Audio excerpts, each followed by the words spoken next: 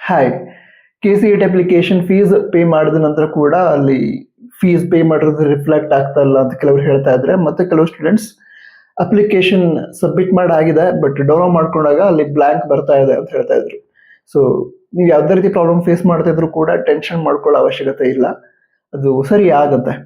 ಈಗ ಯಾವ್ಯಾವ ವಿದ್ಯಾರ್ಥಿಗಳು ಫೀಸ್ ಪೇ ಮಾಡಿದ್ದೀರಾ ಬಟ್ ಅಲ್ಲಿ ಫೀಸ್ ಪೇ ಮಾಡಿರೋದು ರಿಫ್ಲೆಕ್ಟ್ ಆಗ್ತಾ ಇಲ್ಲ, ಅವರು ಮತ್ತೆ ಪೇ ಮಾಡೋದಕ್ಕೆ ಹೋಗಬೇಡಿ. ಕೆಲವು ವಿದ್ಯಾರ್ಥಿಗಳು ನಾನು 2 ಟೈಮ್ಸ್ ಪೇ ಮಾಡಿದ್ದೀನಿ, 3 ಟೈಮ್ಸ್ ಪೇ ಮಾಡಿದ್ದೀನಿ ಆಲ್ರೆಡಿ ಅಂತ ಹೇಳ್ತಾ ಇದ್ರು.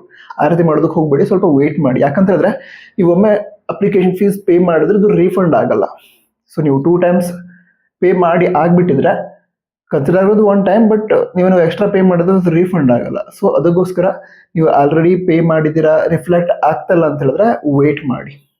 2 hours 3 hours ಸ್ವಲ್ಪ ಜಾಸ್ತಿ ಟೈಮ್ ಕೂಡ ತಗೋಬಹುದು, 12 hours ತೆಗೆದುಕೊಳ್ಬಹುದು. ಬಟ್ ವೇಟ್ ಮಾಡಿ, ಸರಿ ಆಗತ್ತೆ ಅಂದ್ರೆ ಚೆಕ್ ಮಾಡ್ತಾ ಇರಿ. ಸ್ವಲ್ಪ ಹೊತ್ತಿನ ನಂತರ ಅದು ಸರಿ ಆಗುತ್ತೆ. ಸರಿ ಆದ್ರೆ ಅದನ್ನ ಡೌನ್ಲೋಡ್ ಮಾಡ್ಕೊಳ್ಳಿ. ಓಕೆನಾ, ಅಪ್ಲಿಕೇಶನ್ ಫಾರ್ಮ್. ಅದ ನಂತರ ಯಾವ್ಯಾವ ವಿದ್ಯಾರ್ಥಿಗಳಿಗೆ ಈ ಅಪ್ಲಿಕೇಶನ್ ಫಾರ್ಮ್ ಅಲ್ಲಿ ಬ್ಲಾಂಕ್ ಬರ್ತಾ ಇದೆ, ಸೊ ಅವರು ಕೂಡ ಟೆನ್ಷನ್ ಮಾಡ್ಕೊಳ್ಳೋದಕ್ಕೆ ಹೋಗಬೇಡಿ. ನಿಮ್ಮ ಅಪ್ಲಿಕೇಶನ್ ಫಾರ್ಮ್ ಕೂಡ ಸರಿ ಆಗತ್ತೆ. ಸ್ವಲ್ಪ ಟೈಮ್ ಬಿಟ್ಟು ಒಂದು 2 hours 3 hours ಅಷ್ಟು ಗ್ಯಾಪ್ ಕೊಟ್ಟು ಡೌನ್ಲೋಡ್ ಮಾಡ್ಕೊಳ್ತಾ ಇರಿ ಅಪ್ಲಿಕೇಶನ್ ಫಾರ್ಮ್ ಅನ್ನ, ಸರಿ ಆಗುತ್ತೆ ಅದು ಕೂಡ. ಸೊ ಇದಿಷ್ಟು ವಿಷಯ ಆಗಿತ್ತು. ಮತ್ತೆ ಡೌಟ್ ಇದೆಯಾ? ಡೌಟ್ ಇದ್ರೆ ಕನ್ನಡ ತಿಳಿಸಿ, ಮೊದಲು ಸಿಗ್ತೀನಿ. All the best. Jai Hind, Vande Mataram. Good night.